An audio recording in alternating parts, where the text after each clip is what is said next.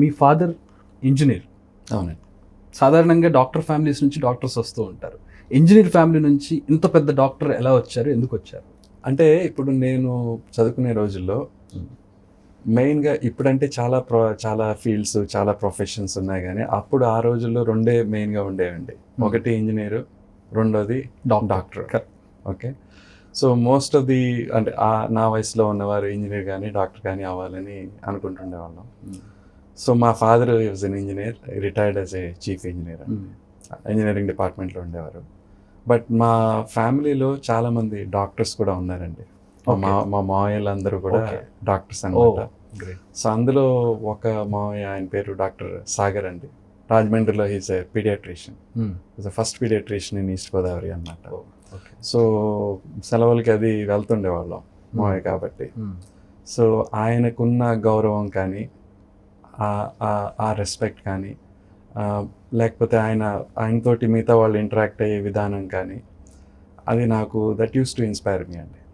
So అంటే ఉదాహరణకి రాజమండ్రిలో బస్ స్టాండ్లో దిగి మామూలుగా మనం ఏ స్ట్రీటు, అడ్రస్, పేర్లు అన్నీ చెప్తే కూడా ఆటో వాడు తీసుకెళ్ళగలిగే పరిస్థితి కాదు.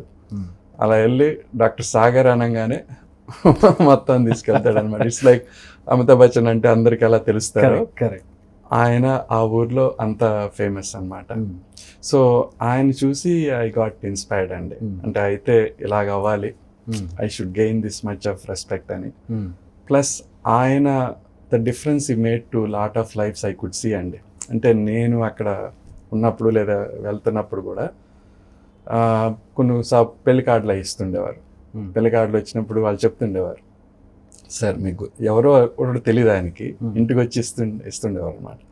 సో ఎవరు అంటే, సార్ మీకు గుర్తుందో లేదో చిన్నప్పుడు ఇలా బాబు చాలా సీరియస్గా మీ హాస్పిటల్ దగ్గర తీసుకొచ్చాం, మీరు చూశారు, మీరు ట్రీట్ చేశారు, చనిపోతారేమో అనుకున్నాను, బతికారు సార్, ఇప్పుడు నౌ ఈస్ బికమ్ తనకి పెళ్ళి అవుతుందండి, ఫస్ట్ కార్డ్ మీకు ఇస్తున్నాను సార్ అని వచ్చారు.